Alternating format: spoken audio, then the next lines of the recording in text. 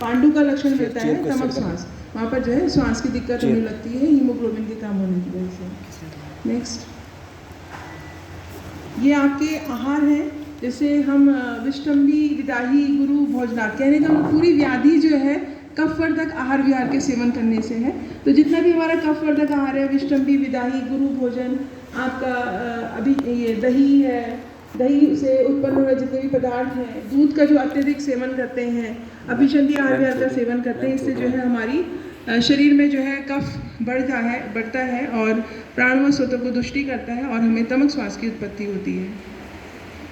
Next, आचार्य चरक ने चरक चिकित्सा स्थान के 17वें अध्याय में संप्राप्ति दी है।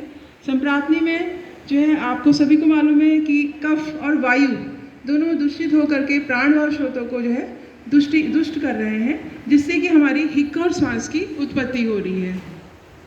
नेक्स्ट, पूर्व आनः पार्श्वशूलं च पीर्णं हृदयस्य च प्राणस्य च विलोमत्वं श्वासान पूर्व लक्षणम्। चरक चिकित्सा 17वें अध्याय का श्लोक है। इसमें आनः पार्श्वशूल, पृष्ठ प्रदेश में जो है आपके इसमें पार्श्व में शूल होता है, हृदय में पीड़ा होती है और साथ में जो प्राणवायु की गति है, जो कि अधोगति है, वो आपकी ऊर्ध्व गति हो जाती है। तो प्राणवायु का विलोमत्वम, इससे जो है आपके जो है श्वास के पूर्व लक्षण है, पूर्व लक्षण। ये भी चरक चिकित्सा स्थान 17वें अध्याय में वर्णित है। नेक्स्ट पवन, नेक्स्ट, फिर नेक्स्ट, तमक श्वास के लक्षण। ग्रीवा, सिर में जकड़ाहट का होना, ठीक है, इसमें जो है सिर का भारीपन हो जाता है। पीनस यानी कि प्रतिशय होता है, गले में घर की आवाज़ आती है, श्वास का तीव्र वेग होता है, शरीर का टेढ़ा होना, श्वास इतनी ज़्यादा बढ़ जाती है कि एकदम धनुष के आकार का, मतलब उसमें ऐसा रोगी में देखने को मिलता है। कांस होती है, पसलियों में अत्यधिक कांस होने की वजह से पसलियों में वेदना मिलती है।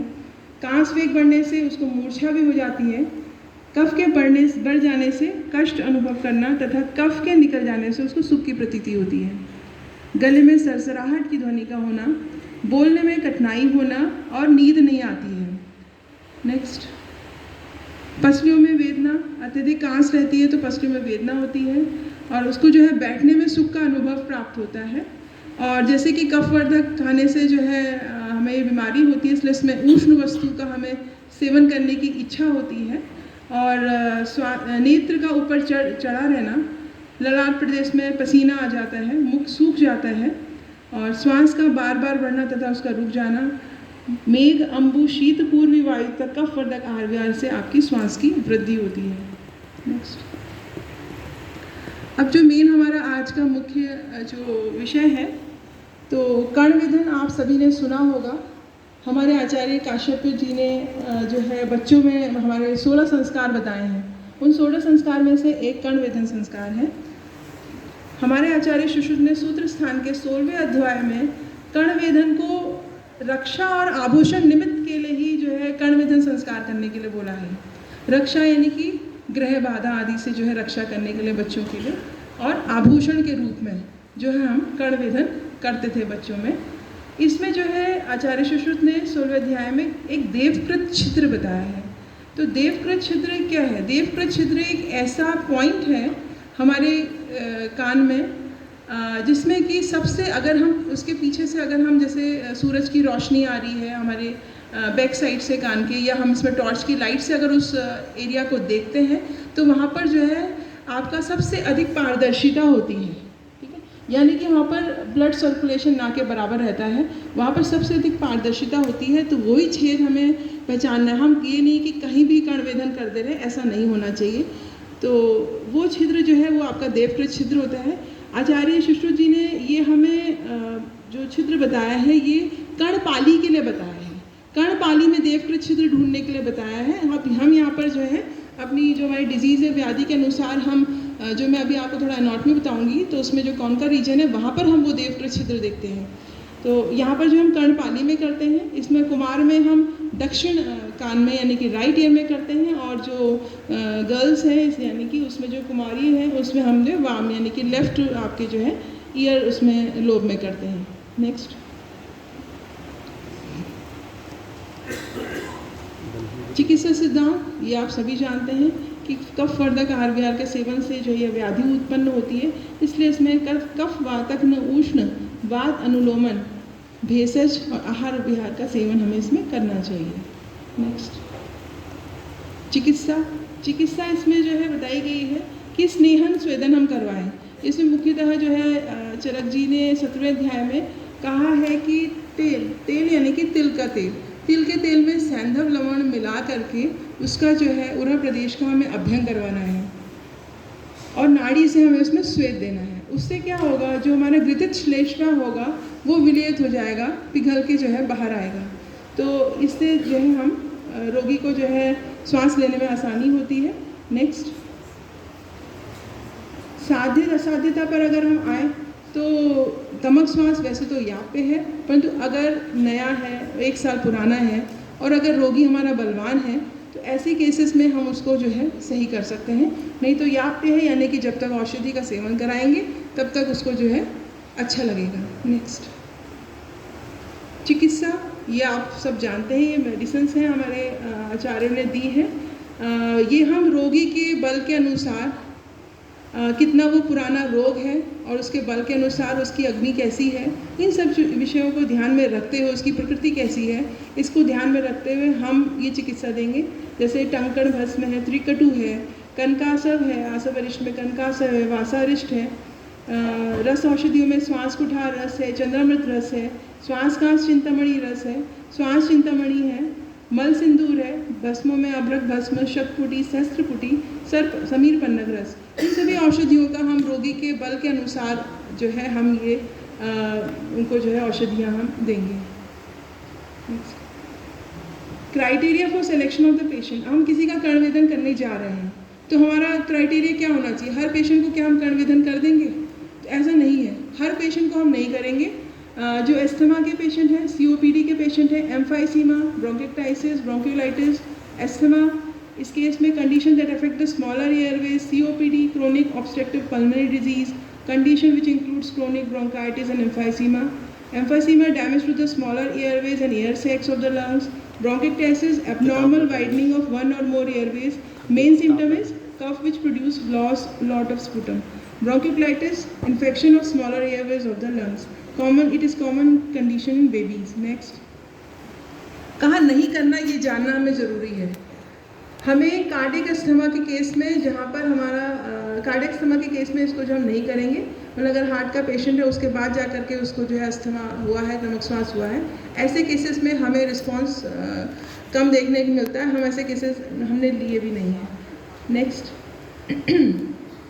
अब प्रोसीजर जो हम लोग कर्मवेधन करेंगे, इसको हमने, जैसे हम लोग कोई भी कर्म करते हैं पंचकर्मा में, उसी तरह से पूर्व कर्म, प्रधान कर्म और पश्चात कर्म में इसको हमने डिवाइड किया है।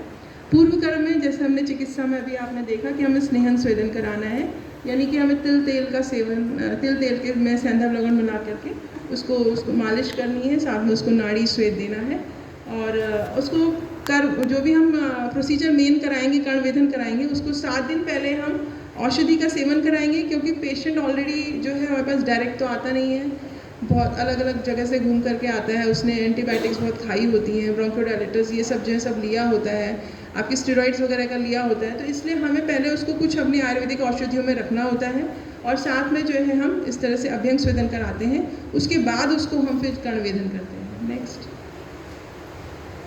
प्रधान कर्म में हम लोग जो है मोस्टली त्रिफला क्वाथ या फिर पंचफल्कल क्वाथ, ये बहुत अच्छे एंटीसेप्टिक है, इसी का हम इस्तेमाल करते हैं और मंत्र जो हमारा औषध मंत्र है उसको जो है उसको बोल करके हम उसमें कर्णवेधन कर्म करते हैं और उसके बाद उसमें हम रोगी को जात्यति घृत का स्थानिक प्रयोग करने के लिए बोलते हैं और हम पेशेंट्स जहाँ जात्यति घृत नहीं है तो हम बोलते हैं घर में सरसों का तेल है, उसको गर्म कीजिए, उसमें हल्दी मिक्स करके एक बना लीजिए प्याली में और उसको जो है आप लगाते रहिए, तो उससे जो है आपको उसका ठीक हो जाता है। नेक्स्ट, पश्चात कर्म में कर्णवेधन हो गया है, उसके बाद उसमें जो है हम जो हमने कर्णवेधन किया है तो वहाँ पर उसको खुला नहीं छोड़ना है, उसमें हम जो है एक ईयर पिन, जिस तरह से हमारी नोज पिन होती है उसी तरह से हमने जो है हम उसको कान में कर्ण धारण उसको हम करवा देते हैं, वो सोने या चांदी की धातु की बनी होती है और ये हमें 7 दिन के उपरांत पहनानी है। हमें पहले उसका कान को चेक कर लेना है कि किसी तरह की वहाँ कोई सिक्रेशन तो नहीं है, कोई पास डिस्चार्ज तो नहीं है, क्योंकि क्या है कि पेशेंट जो है घर जाता है, उसको पानी लग जाता है तो पक भी जा सकता है। अगर उसमें किसी तरह से पानी नहीं लग रहा है तो वो एकदम 7 डेज़ में बिल्कुल एकदम ठीक हो जाएगा और वहाँ पर आप जो है ये उसको जो है हम पहना सकते हैं। इसमें जो है हम इस पश्चात इसमें कर्णवेधन के बाद भी हमें जो पेशेंट्स हैं उनको जो है लगभग 40 डेज़ तक उनको मेडिसिन पे रखना ही रखना है। 40 डेज़ तक तो अनिवार्य है और फिर उसके बाद रोगी के बल के अनुसार रोगी की व्याधि, उसकी जो भी व्याधि है, मतलब कितनी बलवान है, उसके माना कोई वृद्धावस्था का पेशेंट है तो हम ऐसे तो है नहीं कि हमने जो है कर्णवेधन किया, 40 डेज़ की मेडिसिन दिया, उसको छोड़ दिया। हो सकता उसको ज़रूरत पड़ सकती है, क्योंकि कितनी अधिक सीवियरिटी है उसके अनुसार हम उसकी मेडिसिन को आगे भी कंटिन्यू कर सकते हैं। परंतु आपको रिजल्ट्स कर्णवेधन के बाद देखने को ज़रूर मिलेंगे। उसका पंप छूट जाएगा। अगर पंप को दिन भर में 4 बार लेते हैं तो हो सकता है उसमें ये इम्प्रूवमेंट आ जाए कि वो 2 बार ले रहा है, या हफ्ते में अगर लगातार ले रहा होता है तो हफ्ते में 1 बार या 2 बार की ज़रूरत पड़ती है। बहुत सारे इम्प्रूवमेंट देखने को मिलते हैं। फिर धीरे धीरे हमारी कुछ मेडिसिन वगैरह हैं, उससे जो है आपका पूरा का पूरा क्योर आपको देखने को मिलता है। और साथ में हमें जैसे जातियाती घृत है ये लगवाने को देंगे, और मस्टर्ड ऑयल और जो मैंने आपका वो बताया हल्दी, उसको हम जो है पेशेंट को लगाने को देते हैं। नेक्स्ट, ये जो असाध्यता है ये हमारी कर्ण पूरण के हिसाब से, कर्ण जो हम वेधन कर रहे हैं उसके हिसाब से हमने किसी पेशेंट का कर्ण वेधन कर दिया है और वो अपत्य का सेवन कर रहा है, वो दही खा रहा है, ठीक है, कफवर्धक RBR का सेवन कर रहा है, तो हम कैसे एक्सपेक्ट कर सकते हैं कि वो कर्ण वेधन उससे वो ठीक हो जाएगा। उसको आप कुछ भी दे दीजिए ला करके, संजीवनी भी दे दीजिए ला करके, तब भी वो सही नहीं होगा अगर वो अपत्य का सेवन कर रहा है। तो यहाँ पर रोगी को हमें लेते समय ही पहले ही गाइड कर देना है कि आपका प्रोसीजर तभी किया जाएगा जब आप हमारी बातों को सही से फॉलो करेंगे। जीर्ण व्याधि है, अगर हमारा रोग बहुत पुराना है तो ऐसी कंडीशन में भी जो है हमारा कर्णवेधन यहाँ पर थोड़ा उसके रिजल्ट्स कम देखने को मिलते हैं। वृद्धावस्था है तो यहाँ पर भी जो है हमें रोगी को समझाना पड़ता है कि हमें जो है अपत्य का सेवन नहीं करना है। हमारे ही कैंप में एक वृद्ध लेडी थी 72 ईयर्स की, सावित्री या सरस्वती उनका नाम था, तो यहीं अपने देहरादून की थी। उनको इतना फ़ायदा हुआ था कर्णवेधन से, और वो हमारे फर्स्ट वर्कशॉप में ही आई थी। तो डॉक्टर साहब ने किया था उनका कर्णवेधन, डॉक्टर राजत्याल सर ने। 72 ईयर्स की लेडी थी और उनका बिल्कुल पंप छूट गया था। वो पंप लेती थी दिन भर में 3 बार और उनका पूरा पंप छूट गया था। तो आप ये कह लीजिए कि जो मैं मोटिवेट हुई हूँ कि मतलब वाकई में फ़र्क होता है, क्योंकि हमने आगे याद है मुझे जो फर्स्ट टाइम जब यहाँ पर कर्णवेधन हुआ था तो हमने 17 रोगी यहाँ पर हमारे पास थे, 17 पेशेंट्स थे। तो उसका फिर मैंने पूरा पोस्ट मैंने ही पूरा उनका देखा था। तो उसमें उन माता जी का देखकर तो मैं बहुत ही, मेरे को एकदम आश्चर्य हुआ कि 72 ईयर्स की वो लेडी और पंप छूट गया और उनको बहुत अच्छा आराम था। मतलब ऐसा नहीं है कि वृद्धावस्था है तो हमें रिस्पांस कम मिलेगा, हमें मतलब जिस तरह से मैं बता रही हूँ, मतलब उनको पूरा का पूरा उनको बहुत आराम था। फिर 40 डेज़ की उनकी मेडिसिन चली, और अब कभी कभार थोड़ा बहुत ज़रूरत पड़ती है तो कभी कनकासव या चित्रखरीति इस तरह से वो कभी ले लेती हैं, क्योंकि मौसम के अनुसार खांसी जुकाम तो किसी को भी हो सकता है, तो इसलिए वो थोड़ा सा लेती है। उनको मतलब बहुत अच्छा आराम है। तो वहीं से जो है मुझे भी ये लगा कि मुझे भी कर्णवेधन करना चाहिए। तो फिर डॉक्टर साहब के साथ थोड़ा हम भी लग गए और धीरे धीरे अपने मतलब हमने भी कर्णवेधन शुरू किया। अगर बल क्षीण है या क्रश है, रोगी जो है क्रश है, या रोगी के गुण मतलब अगर वो हमारी बातों का पालन नहीं कर रहा है, तो ऐसी कंडीशन जो है हमारी फिर असाध्यता की तरफ जाती है, यानी हमारे कुछ रिजल्ट्स हमें थोड़े कम मिलते हैं। नेक्स्ट अब मैं आपको थोड़ा सा ये बताऊंगी प्रैक्टिकल कि कहाँ पर हमें कर्णवेधन करना चाहिए। तो थोड़ी सी इसकी हमें ईयर की एक्सटर्नल एनाटमी के बारे में हमें थोड़ा जानकारी होनी चाहिए। इसमें देखो आप सबसे बाहर जो एरिया देख रहे हैं वो हेलिक्स है, आपको दिख रहा है ना सबको? सबसे बाहर वाला एरिया हेलिक्स है, जो अंदर उठा हुआ है वो आपका एंटी हेलिक्स है। उसके अंदर जो गोलाई है उसको देखिए वो कॉन का रीजन है, ठीक है। तो यही कॉन का रीजन है, इसमें बीच में आपका हेलिक्स का और एक पार्ट है। तो ये जो है इसमें ही हमें कर्णवेधन करना होता है। नेक्स्ट अगेन पिक्चर देखिए, इसमें आपका हेलिक्स है, कॉनका की कैविटी देखिए, कॉनका ऑफ द ऑरिकल उसकी कैविटी देखिए, दो आपको दिखा रखी है, और बीच में क्रस ऑफ द हेलिक्स है। जो क्रस ऑफ द हेलिक्स है सबका देखिए कान अलग अलग होता है, तो हमें धीरे धीरे समझ में आने लगता है कि हमें कहाँ पर कर्णवेधन करना है। तो ये थोड़ा जो पहली वाली ईयर थी और इस ईयर में थोड़ा अंतर है। क्रश ऑफ द हेलिक्स देखिए, उसके ऊपर उन्होंने एक ऊपर का पार्ट है, एक नीचे का पार्ट है, ये पूरा कॉन्का ऑफ द ऑरिकल है। नेक्स्ट देखिए, इसमें क्या होता है कि कौन का ही रीज़न यही हमने क्यों चूज़ किया, इसमें जो है auricular branch of the vagus nerve की इसमें अच्छी सप्लाई रहती है, तो उसकी जो मतलब आपके एंड बिंदु रहते हैं वहाँ पर ही हमें कर्णवेधन करना चाहिए। नेक्स्ट देखिए, अगेन ये आपकी पूरी वेगस नर्व की सप्लाई है, बीच में वो आपका क्रश ऑफ द हेलिक्स दिख रहा है, जो उठा हुआ एरिया है, जो पर्पल कलर है बीच में उठा हुआ area crus of the helix है, ये पूरा कौन का रीज़न है। नेक्स्ट इसमें concha of the ear is the only place on the surface of the body where the vagus nerve can be easily stimulated. Next देखिए, वेगस नर्व की supply कहाँ कहाँ पे है। वेगस नर्व की सप्लाई आपके लंग्स में है, हार्ट में है, पूरे आपके लिवर, स्प्लीन, पूरी हमारी आंतों में, आपके इंटेस्टाइन, पूरा एरिया इसने कवर कर रखा है, तो इसमें वेगस नर्व की सप्लाई हो रहती है। नेक्स्ट अगेन वेगस नर्व की सप्लाई को हम दिखा रहे हैं यहाँ पे, और equal branch of the vagus nerve देखिए कौन का रीजन में किस तरह से उसकी ब्रांचिंग है वहाँ पे। नेक्स्ट व्हाट इज एस्थमा, थोड़ा सा मॉडर्न पॉइंट ऑफ व्यू से। Asthma attacks all age groups, characterized by recurrent attacks of breathlessness and wheezing, which vary in severity and frequency from person to person. They may occur from hour to hour and day to day. This condition is due to inflammation of the air passages in the lungs and affects the sensitivity of the nerve endings in the airways, so they become easily irritated. In an attack, the lining of the passage swell, causing the airways to narrow and reducing the flow of the air in and out of the lungs. Next. WHO says asthma cannot be cured, but it can be controlled. The strongest risk factors for asthma are exposure to allergens as domestic mites, carpets, furniture, pets and cockroaches, a family history of asthma or allergy, exposure to tobacco, smoke and chemical irritant in workplaces, drug like aspirin, non-steroid, anti-inflammatory drugs, low birth weight and respiratory infection, change of the weather, extreme emotional expression and physical exercise. And indoor allergens. Next, treatment according to modern, इसमें आपकी anti inflammatory drugs हैं, use करते हैं, beta 2 antagonist use करते हैं, आपका इसमें steroids वगैरह का इसमें इस्तेमाल करते हैं। नेक्स्ट, ये हमने देखिए एक परफॉर्मा बनाया है फॉर द स्टमक स्वास, बाद में आप इसको जो है देख भी सकते हैं।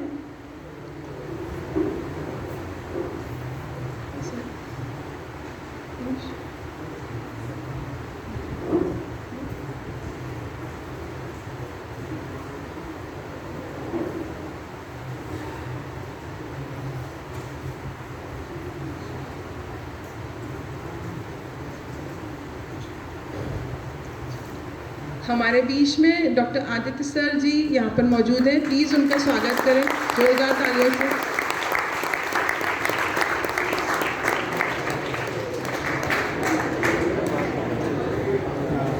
ये देखिए आपका ये परफॉर्मर है, प्लीज़ मेक साइलेंस। ये परफॉर्मर है, इसको बाद में आप देख सकते हैं जब हमारा ये वर्कशॉप ख़त्म हो जाएगा। ऐसा परफॉर्मर है, ये जो है हमने इसमें बनाया है, इसमें पूरा रिकॉर्ड हमने मेंटेन किया है, जहाँ जहाँ हम जाते हैं वहीं पर ये रजिस्टर को छोड़ दिया जाता है और आगे जो है पेशेंट को जो है उसको फॉलोअप लिया जाता है। तो इसमें पूरा हमने जो है निदान के हिसाब से पूरा इसमें जो भी आचार्य चरक में कहा गया है उसके अनुसार हमने पूरा इसमें रखा है। धूल का अधिक सेवन, धुआं का अधिक सेवन, शीत स्थान में रहना, ठंडा पानी सेवन, अधिक पैदल चलना, इस तरह से इसमें पूरे इसमें निदान लिखे गए हैं। ऐसे ही इसमें लक्षण हैं, सिर एवं दर्द में जकड़ाहट, प्रतिष्याएँ, सांस लेते समय गले में गुड़गुड़ाहट। तो ये सब जो है हम आपके लगभग 8 हफ्ते तक का पूरा इसमें कोशिश करते हैं पूरा मेंटेन करने की, रिकॉर्ड हमने मेंटेन करते हैं। नेक्स्ट, इसमें हमने मॉडर्न के अनुसार भी जो है जो जैसे ब्रोंकियल अस्थमा के सिम्टम्स आते हैं, कफ है, रेस्पिरेटरी मतलब कफ में occur at night during exercise, chronic है, एक्यूट है, माइल्ड है, ड्राई कफ है या कैसा कफ है, उसके अकॉर्डिंग पूरा हम 8 डेज़ का इसमें पूरा हम यहाँ पर रिकॉर्ड मेंटेन करते हैं। उसको सिम्टम्स कैसे आ रहे हैं, चेस्ट में मतलब प्रेशर है, एंग्जाइटी तो नहीं है, टेकिकार्डिया तो नहीं है, या थ्रोट में उसकी इरिटेशन तो नहीं है, और पेशेंट का बिफोर ट्रीटमेंट और आफ्टर ट्रीटमेंट उसका SpO2 देखना भी ज़रूरी है। जब पेशेंट हमारे पास आ रहा है तो उसका SpO2 देखिए, उसका चेस्ट आपका स्कल्टेट कीजिए ठीक है। तो ये सब चीज़ें हमें पूरा रिकॉर्ड में मेंटेन करनी है। क्या वो कौन सी दवाइयाँ मॉडर्न मेडिसिन ले रहा है या आयुर्वेदिक मेडिसिन ले रहा है, तो इसका हम प्री कर्णवेधन एंड पोस्ट कर्णवेधन बोलना चाहिए। तो ये हम पूरा इसमें मेंटेन करते हैं। आफ्टर ट्रीटमेंट एंड बिफोर मतलब, और आफ्टर ट्रीटमेंट हम पूरा 8 हफ्ते तक पूरा उसका इन्हेलर में कोई रिडक्शन आया नहीं आया है, कौन कौन सी दवाइयाँ उसने छोड़ी हैं, तो ये पूरा का पूरा SpO2 जब भी आया उसका पूरा लेना है, ठीक है। तो ये सब चीज़ें हम उसका मेंटेन करते हैं। और साथ में इसमें हमने एक सहमति पत्र लिखा है। चाहे हम कोई भी प्रोसीजर करें, ये हम सबको ध्यान रखनी है बात, चाहे हम पंचकर्मा करें, चाहे क्षारसूत्र करें, चाहे कोई भी कर्म करें, तो ऐसे में हमें जो है उसका जो है कंसेंट लेना बहुत ज़रूरी है, नहीं तो दिक्कत आती है। तो इसलिए इसमें हमने कंसेंट को भी जो है सहमति पत्र इसमें ली है पेशेंट्स की, फिर उसके बाद उनका हम कर्णवेधन करते हैं। नेक्स्ट, ये आपके इसमें जो कर्णवेधन के में जो टूल्स यूज़ होते हैं उसका वो है, ये भी आप बाद में देख सकते हैं। मैं आपको एक एक करके यहाँ पर सब दिखा देती हूँ और दिख भी रहा है आपको। ये शलाकाएँ हैं, ये शलाका है लगभग जो है इसका आपका लगभग ये 4 इस तरह से लगभग ये 4 सवा 4.5 के करीब ऐसी इसकी लेंथ रहती है। तो इसको हम यूज़ करते हैं, बाद में देखिए।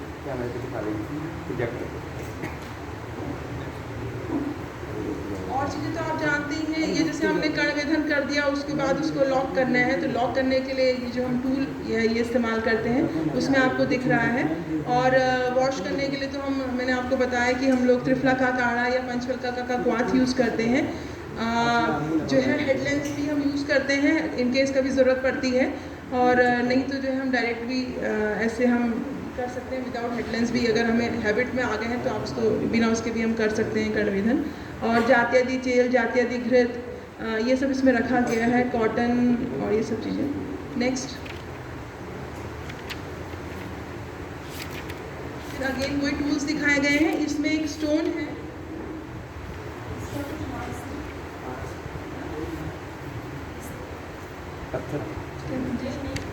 ये स्टोन है, ये आपके पास जो है, हाँ कसौटी बोलते हैं इसको।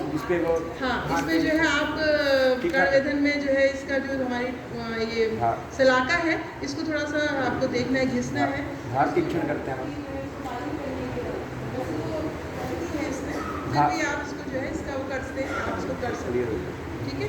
इससे इसकी शार्पनेस अच्छी हो जाती है।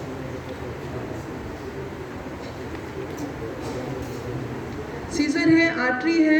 आर्टरी इसमें यहाँ पर इसलिए रखी गई है क्योंकि हमारे बहुत सारे जो वैद्य लोग हैं वो लोग शलाका की जगह थ्रेड भी इस्तेमाल करते थे। अभी हमारे वो डीन सर आए थे, आप देखेंगे वैद्य डॉक्टर सुनील जोशी सर आए थे, तो हमने गुरुकुल में मतलब सबसे पहले हमने गुरुकुल में कर्णवेधन देखा था।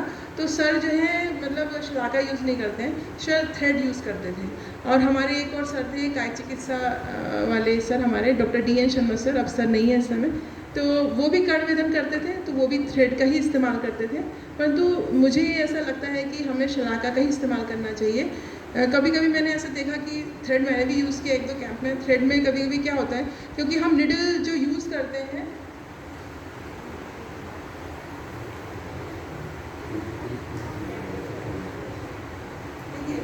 हमने बहुत सारे प्रयोग किए हैं। ये मेरी जो निडल है ये सोने की, हमने सोने की गोल्ड की निडल है। तो इसमें क्या होता है, ये जो पीछे का जो एरिया होता है, तो ये क्या होता है कभी कभी वहाँ पर जब हम इसको करते हैं वहाँ पर, तो ये तो स्मूथ है, ये थोड़ा सा मतलब शार्प जैसा हो जाता है, तो यहाँ पर वो कट होने के चांसेस होते हैं, ठीक है। तो इसलिए जो है थ्रेड बहुत ज़्यादा मुझे सक्सेसफुल नहीं लगा, तो थ्रेड का इस्तेमाल नहीं करते। ये हमने स्वर्ण की सलाकाएँ बनाई हैं पियर्स करने के लिए, पियर्सिंग के लिए। चांदी की भी ऐसी हमने सलाका बनाई, परंतु इसमें फिर वो पीछे से मेन यही चीज़ जो है लास्ट वाला जहाँ पर थ्रेड डालना है, वो चीज़ काफ़ी बड़ी हो जाती थी, तो फिर हमने इसको हटाया, इस उपयोग को। फिर हम डायरेक्ट हम शलाका पे फिर हम आ गए।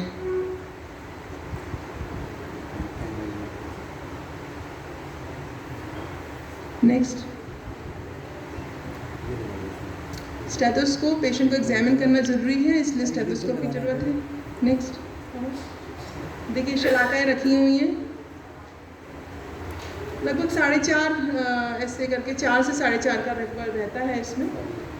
और पीछे जो हल्का सा एक आपको लोब जैसा दिख रहा है, उसमें हम उसको लॉक करते हैं, जब मोड़ते हैं तो उसको लॉक करते हैं इंस्ट्रूमेंट की मदद से। नेक्स्ट, ये स्वर्ण सलाकर देखिए, पीछे इसमें वो रहते हैं ना, शार्पनेस रहती है जब वो जहाँ पर धागा डालते हैं, तो यहाँ से कभी कभी पियर्स वहाँ पर हो जाता है एक मतलब, तो वहाँ पर फिर इसमें जो प्रोसीजर है इसमें ब्लीडिंग नहीं होती है, इस प्रोसीजर में ब्लीडिंग नहीं होती, परंतु कभी मैंने देखा जब थ्रेड से करते हैं तब यहाँ पर से ब्लीडिंग होने के चांसेस हो जाते हैं, तो इसलिए फिर हमने नीडल का उपयोग नहीं किया। नेक्स्ट, ये हमने चांदी की बनाई थी 2 नीडल्स। नेक्स्ट, ये कसौटी पत्थर है जिसमें अगर हमें लग रहा है कि हमारी जो है आपकी पिन वो शार्प नहीं है, वहाँ पर उसको जो है ठीक करने के लिए। नेक्स्ट, ये लॉक करने के लिए इंस्ट्रूमेंट यूज़ करते हैं। नेक्स्ट, ये टॉर्च है, आप सभी लोग जानते हैं, ये बहुत ज़रूरी चीज़, अगर ये नहीं होगा तो कर्णवेधन नहीं कर पाएंगे, क्योंकि पेशेंट हर समय मॉर्निंग में नहीं आता है। नेक्स्ट, थ्रेड भी मैंने इसमें लिखा है डिस्प्ले में कि कभी माना हमारे पास ख़त्म होगी शलाका, क्योंकि कैंप में जाते हैं वहाँ पता नहीं रहता कि कितने पेशेंट्स हैं। ऐसा नहीं है कि थ्रेड डालेंगे तो फ़ायदा नहीं होगा, फ़ायदा तो होता है। कभी कभी क्या होता है, प्रिकिंग में जैसे मैंने बताया वो दिक्कत कर जाती है निडल, तब थोड़ा अवॉइड करना चाहिए। नेक्स्ट, ये व्रणरोपक तेल है, यानी कि ये जातियादी तेल है, ये हमारा खुद का अपनी क्लिनिक में निर्माण हम करते हैं। ये व्रणरोपक सर्पी यानी कि जातियादी घृत है, ये अपने नाम लिखा हुआ है, अपने ही हमने इसको नाम दिए हैं, तो ये हमारा सेल्फ मेड है। नेक्स्ट, ये इंस्ट्रूमेंट जो हम देख रहे हैं इसको। नेक्स्ट, देखिए ये मेन है, ये जो अभी मैंने आपको एनाटॉमी दिखाई उसका मैंने इसको जो है 4 क्वाड्रेंट्स में ऐसे डिवाइड कर दिया है। एक क्रस्ट ऑफ द हेलिक्स देखिए बीच में आ रहा है, इसका थोड़ा हमें ध्यान रखना पड़ेगा। क्रस्ट ऑफ द हेलिक्स है, इसको हमने 4 क्वाड्रेंट्स में डिवाइड कर दिया है। तो जो ये सेकेंड क्वाड्रेंट है, इस सेकेंड क्वाड्रेंट में ही हमें जो है कर्णवेधन करना है, जो मैंने अभी तक गुरुजियों का देखा है, और अपने सुनील जोशी सर और अपने DN शर्मा सर हैं, और यहाँ पर जो हमारे डॉक्टर राजत्याल सर, तो सबसे मैंने ये कंक्लूज़न मैंने खुद ने भी निकाला कि इस तरह से मैंने इसको 4 क्वाड्रेंट्स में डिवाइड करके जो सेकेंड क्वाड्रेंट है वहीं पर हमें कर्णवेधन करना है, वहीं पर ही जो है हमें अपना देवकृत छिद्र देखना है, वहाँ पर पारदर्शिता देखनी है और उसको भेद देना है। नेक्स्ट, देखिए पोजीशन ऑफ द कर्णवेधन। नेक्स्ट, अब ये देखिए जो हमें वही वाला पोजीशन है, देखिए वो क्रस्ट ऑफ द हेलिक्स है, और उसको 4 क्वाड्रेंट्स में आप डिवाइड कीजिए तो वही सेकेंड वाला वो रीजन आता है, वहीं पर हमें कर्णवेधन करना है। नेक्स्ट, ये पेशेंट है हमारे, ये जो है बिल्डिंग्स वगैरह बनाने का काम करते हैं, तो धूल के कांटेक्ट में डस्ट बहुत ज़्यादा रहती है, तो वहीं से इनको जो है श्वास रोग से ये मतलब आया इनमें, और फिर इनका हमने कर्णवेधन किया। नेक्स्ट, ये लॉकिंग कर रहे हैं हम यहाँ पे। नेक्स्ट, देखिए इसको लॉक कर दिया है और इसको हमें 7 डेज तक रखना है, तो थोड़ा सा पेशेंट को हमें गाइड करना पड़ेगा कि थोड़ा कपड़ों के हिसाब से भी उसको गाइड करना पड़ेगा कि आप ढंग से मतलब सोना भी ढंग से है, इस कान से सोएंगे तो चुभ भी सकता है, तो थोड़ा सा ये बातों का थोड़ा उसको ध्यान हमें बताना पड़ता है। नेक्स्ट, लास्ट में आफ्टर 7 डेज हम देख रहे हैं कि पूरा प्रॉपर वहाँ पर कोई मतलब पस की यूजिंग नहीं है, कोई डिस्चार्ज नहीं है, तो वहाँ पर हम जो है फिर इस तरह से कर्णपाली में हम जो है आपका ये ईयर पिन हम उसको वहाँ पर डाल देंगे। उससे पहले हमें वो आपका थ्रेड या फिर जो शलाका है वही होनी चाहिए, क्योंकि क्या होता है एयर वहाँ से पास होती है, इसलिए वो जल्दी मतलब कान आपका ड्राई अप हो जाता है, सूख जाता है, हील अप जल्दी हो जाता है। और अगर हम पहले इसको डाल दें और हील अप नहीं हुआ तो फिर पकने के चांसेस होते हैं। नेक्स्ट, अगेन ये पेशेंट है, ये एलर्जिक राइनाइटिस के थे, तो इनका हमने कर्णवेधन किया।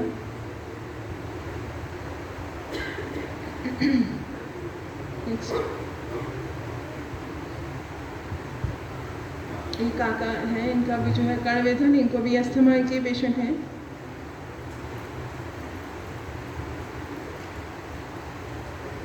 ये हमारे चरक डांडा के प्रधान जी हैं, अब ये नहीं है, परंतु इनका भी जो है इनको अस्थमा की प्रॉब्लम थी तो इन्होंने कर्णवेधन कराया था।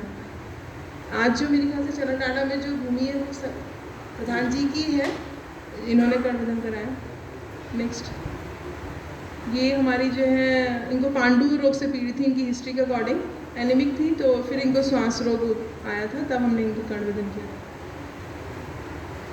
बच्चों में तो बहुत अच्छा रिस्पांस मिलता है कर्णविधन का, क्योंकि बच्चों ने क्या होता है कि एलोपैथिक मेडिसिन ना के बराबर खाई होती है, स्टेरॉइड्स वगैरह नहीं खाई होती, तो वहाँ पर ड्रास्टिक चेंज देखने को मिलता है, मतलब 100% क्योर, जबकि हमें यापी बोलेगी ये व्याधि, मतलब वहाँ 100% क्योर उनमें मिलता है बच्चों में।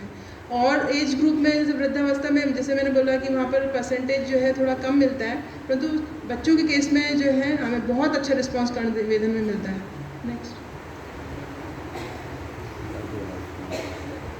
नेक्स्ट, ये पेशेंट है। हाँ, वैसे देखिए रेफरेंस में हमें कर्णविधन का एज सच कोई रेफरेंस डायरेक्ट कहीं नहीं मिलता कि हमें तमक श्वास में आपके इस तरह से कर्णपाली यहाँ छोड़ के हमें ऊपर आपके एरिया में जो हमें कर्णविधन करना है, तो हमें, परंतु आपका ये हमारी हारित संहिता में वृषण वृद्धि पर जो है आपका सिरावेद का मैं आपको एक रेफरेंस दिखाती हूँ। नेक्स्ट, ये देखिए वृषण वृद्धि पर चिकित्सा, ये आपकी हारित संहिता का वो है श्लोक है। कर्णकोशस्य मध्ये तु रक्तात् निर्हार्येत शिराम, वाम कोष्ठस्य वृद्धिया तु दक्षिणाम हार्येत शिराम, उभ्याम द्वे शिरे वेद्ये तेन वा तत् सुखम भवेत्। तो अगर हमें लेफ्ट हर्निया है, मेन इसमें इंग्वाइनल हर्निया की बात कर रहे हैं, तो वहाँ पर जो है हमें राइट में, और अगर हमें राइट साइड का है तो हमें लेफ्ट लोब में आपके ईयर में जो है हमें कर्णविधन करना है। ऐसे मैंने बहुत सारे हर्निया के पेशेंट गुजरात में देखे हैं। मैं डॉक्टर इंदु भाई देवेसर अहमदाबाद में जो सर प्रैक्टिस करते हैं श्रीराम हॉस्पिटल में, पाइल्स फिशुला का सर वहाँ बहुत बड़ा सर का हॉस्पिटल है, तो मैं सर के वहाँ जब काम करती थी तो तब मैंने कर्णविधन के बहुत सारे ऐसे पेशेंट देखे गुजरात में या राजस्थान के सर में, बहुत दूर दूर से सर के यहाँ पेशेंट आते हैं पाइल्स फिशुला के, तो वहाँ पर मैंने बहुत सारे ऐसे पेशेंट देखे जिन्होंने कानों में छिदवा रखा था। तो उनसे मैंने पूछा कि आपने क्यों छिदवाया है, तो एक ने मुझे कहा कि मैंने प्रोस्टेट में छिदवाया है। ऐसे मैंने 5-6 सर के पेशेंट देखे जिन्होंने प्रोस्टेट में, मतलब कर्णविधन गुजरात में या कहीं राजस्थान में कोई कर रहा है, तो प्रोस्टेट में मैंने देखने को मिला। इसी तरह से हर्निया में भी जो है, हर्निया वाले जो थे उनको तो हमने गांधीनगर में भी बुलाया था, और हो सकता है कोई इनमें से हो जिन्होंने वहाँ लेक्चर अटेंड किया हो, तो गांधीनगर में भी उन भैया को बुलाया था। तो वो जो है कोई वैद्य नहीं थे जिन्होंने हर्निया में किया था, वो उनके घर में पारंपरिक रूप से वो चीज़ चली आ रही है। तो देखिए कोई भी चीज़ अगर परंपरा के रूप में आ रही है तो कहीं ना कहीं तो उसका अस्तित्व रहा होगा, तो ये वो चल रही है। ठीक है, एकाएक तो वो घर में करने नहीं लग जाएंगे। उनके परिवार के, उनकी वाइफ है, उनकी बहन है, उनकी मतलब माता जी हैं, सभी लोग हर्निया में कर्णवेधन करते हैं। ये केस जो है हमने गांधीनगर में हमने उनको बुलाया था। इस तरह से हम खोजते रहते हैं कि कौन कहाँ कर रहा है, किस व्याधि में कर रहा है। अभी हमने यहाँ पर वो बैठी भी होंगी डॉक्टर गुरशरण, उनके वहाँ मोर मंडी में हमने लगाया था।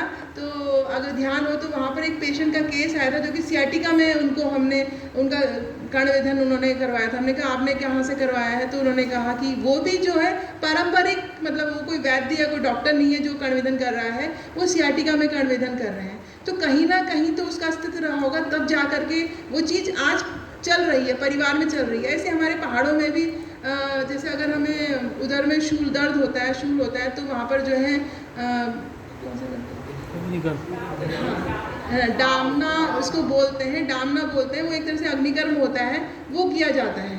तो वो लोग वैद्य तो है नहीं, परंतु ये चीज़ हमारी पहले से पुरानी चली आ रही है। तो कहने का मतलब ये है, आप सभी लोग जानते हैं हमारे वहाँ बौद्ध धर्म आया, फिर उसके बाद आपके ये आपके अंग्रेज हैं, 400 साल उन्होंने भी राज्य किया, मुगलों ने राज्य किया।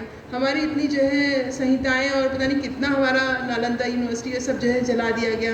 तो कहीं ना कहीं अभी हमें रेफरेंस नहीं मिल रहा है। हो सकता है आप लोग जो है, कोई जामनगर से आया है, कोई जयपुर से आया है, कोई BHU से आया है, तो आप इस पर जो है काम कीजिए, इसका जो है रेफरेंस ढूंढ के निकालिए कि कहाँ पर इसका वर्णन है। क्योंकि देखिए बहुत सारी चीज़ें हमारी परंपरागत चल रही है, परंतु उसका रेफरेंस हमें नहीं मिलता है, परंतु उसका फ़ायदा मिलता है, तो कहीं ना कहीं उसका उल्लेख है। ठीक है, तो ये हमें, हमारा विषय है, हमें इसको खोजना है कि कहाँ पर ये चीज़ वर्णित है। इसी तरह से मैं आपको बताती हूँ कि ये भुज के पास भी हो सकता है वैद्य प्रतीक जी जानते हो, वहाँ पर जो है एक वैद्य हैं जिन्होंने एक पुस्तक लिखी है जिसमें उन्होंने कान में गर्भ की आकृति का उल्लेख किया है कि फिर उन्होंने पूरा गर्भ की मतलब हमारे जो जितने ऑर्गन्स हैं उसको पूरे कान में उसको यहाँ पर केंद्रित किया है। उन्होंने बताया कि ये लंग्स का रीजन है, ये आपका मतलब जैसे तो इस तरह से उन्होंने पूरे वहाँ पर रीजन्स लोकेट करे, पूरी गर्भ की आकृति को इसमें वो किया है। और इसलिए वो क्या यहाँ पर जैसे ये लंग्स के लिए हम जो है अस्थमा के लिए यहाँ पर पॉइंट हमारा है, तो ऐसे अलग अलग व्याधियों के लिए भी हम कर्णविधन कर सकते हैं, परंतु वो चीज़ हमें ढूंढनी पड़ेगी कि कौन सा पॉइंट किस चीज़ के लिए है। इतनी सारी व्याधियाँ तो हमें मिल गई, सियाटिका मिल गया, प्रोस्टेट मिल गया, आपका हर्निया में मिल गया। हर्निया में तो हमें सिरावेद का दे, हारित संहिता का ये मैंने रेफरेंस आपको दिया है। तो ऐसे करके बहुत सारी व्याधियों में हम कर्णवेधन कर सकते हैं। ऐसे ही मैं आपको एक बताती हूँ, आप वैद्य पत्तापन सर को जानते होंगे, बहुत हमारे आयुर्वेदिक कार्डियोलॉजिस्ट हैं, अहमदाबाद में सर प्रैक्टिस करते हैं। तो सर भी को भी जो है श्वास की दिक्कत है, तो सर भी गांधीनगर में आए थे, तो मैंने सर का कर्णवेधन किया था। तो उस कर्णवेधन के बाद सर ने जो है अपने वहाँ पीसीओडी में जो है कर्णवेधन किया। इस सर ने मेरे को खुद बताया कि सर ने जो है पीसीओडी में जो कर्णवेधन किया और सर को जो है बहुत अच्छा रिस्पांस मिला। तो कहने का मतलब है कि कर्णवेधन से केवल नमक श्वास नहीं है, बहुत सारी ऐसी व्याधियों को हम जो है ठीक कर सकते हैं। थोड़ा हमें फाइंड आउट करने की ज़रूरत है कि नेक्स्ट ये सक्सेस रेट जो 2000 पेशेंट के करने के बाद हमने ऑब्जर्व किया। बाल्यावस्था है तो जैसे मैंने कहा कि 100% का मतलब 90 to 95% हमें बच्चों में बहुत अच्छा रिस्पांस देखने को मिलता है। युवावस्था में 70 to 90% का हमें मिला, वृद्धावस्था में 50 to 70%। थैंक्स।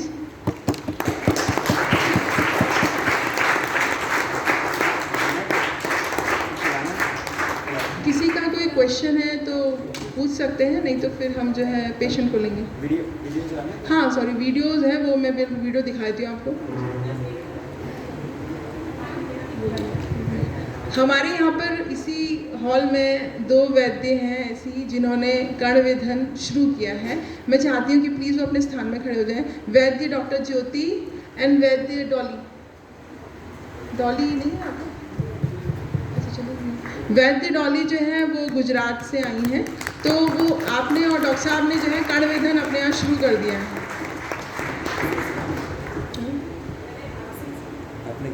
मैम ने मेरे से ही सीखा, मतलब हमारे वर्कशॉप में मैम थी, तो फिर मैम ने जो है अब शुरू कर दिया है। अभी मैं मैम का वीडियो भी है इसमें, डॉक्टर साहब का वो दिखाऊंगी आपको।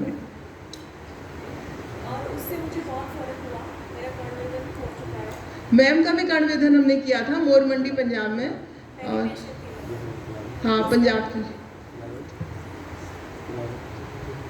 ये जो जिनका हम कर्णवेधन कर रहे हैं, ये जो कर्णवेधन चल रहा है ये वैद्य प्रतीक जी हैं पंड्या, उनके क्लिनिक में चल रहा है। ये भी खुद आयुर्वेदिक डॉक्टर है, इनके हस्बैंड भी आयुर्वेदिक डॉक्टर है। मेरे ख्याल से इनको काफ़ी समय से जीर्ण प्रतिशय की दिक्कत थी, तो इन्होंने ये कर्णवेधन कराया था। हमें वैद्य प्रतीक पंड्या जी और हमारे गुरुजी पांचा वैद्य दमनिया सर का बहुत सहयोग मिला है कर्णवेधन में। सर के यहाँ जब भी हम जाते हैं, एक दिन में हम 200 के करीब हमने पेशेंट किए हैं कर्णवेधन के।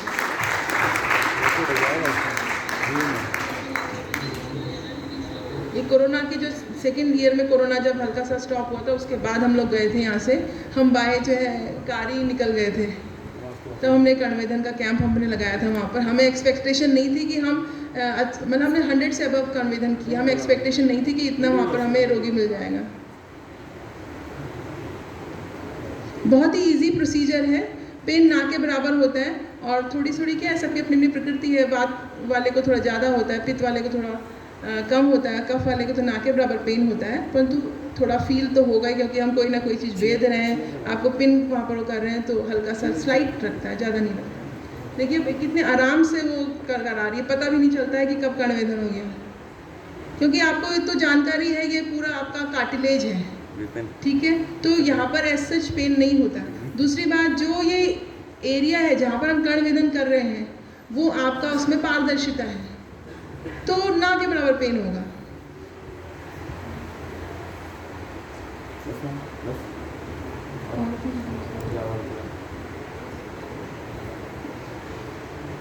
ये हम जो बाबा जी जिनका कर रहे हैं, ये हम धन्वंतरी जी का जो अपना जगह है जहाँ पर धन्वंतरी जी का देह त्याग हुआ था, वो मंदिर है वहाँ पर धनेज, तो वहाँ ये बहुत बड़ा कैंप लगा था। उसमें हमने एक दिन में 200 करके ऐसे पेशेंट हमने किए थे। देखिए, आपको उस पर ध्यान दीजिए, वहाँ पर आपको वो दिखेगा जहाँ पर सबसे अधिक पारदर्शिता दिखती है।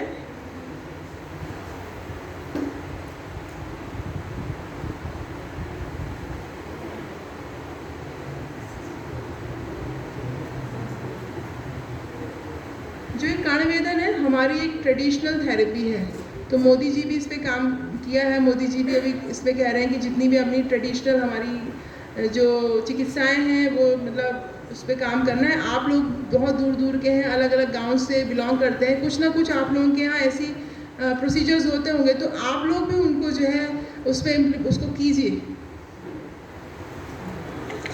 आप हमारे पेशेंट हैं मिस्टर विवेक सोलंकी। यस आपका हमने कर्णवेधन किया था, लगभग 1 साल हो गया है, नवंबर 2017 डेट क्या लगेगी? 3 नवंबर। हाँ, 3 नवंबर 2017 को आपका जो है हमने कर्णवेधन किया था। आपको क्या प्रॉब्लम थी कि आप मतलब आए यहाँ पर? मुझे रात को सांस लेने में काफ़ी प्रॉब्लम होती थी। हाँ। जैसे कि रात को सोते रहे मतलब 3-4 बजे के करीब रात के टाइम में, तो उठ करके बैठना पड़ता था, काफ़ी देर तक खांसी होती रहती थी। फिर सुबह के टाइम नींद आती थी, फिर काफ़ी ऐसा उसके बाद ही। आपको किसने बताया कि मतलब इसके लिए आपको कर्णवेधन कराना चाहिए? हमारे रिलेटिव हैं, तो उनको लगा कि जब उनको पता लगा कि मेरे को ये प्रॉब्लम हो रही है, तो उन्होंने कहा कि उन्होंने भी कराया है। उन्होंने भी कर्णवेधन करा दिया? हाँ जी। अच्छा, तो उन्होंने कहा कि आप जाओ वहाँ पे। तो उनको आराम है अभी जिन्होंने करा रखा? हाँ, उनको आराम है। ठीक, तो आप मुझे एक बार सही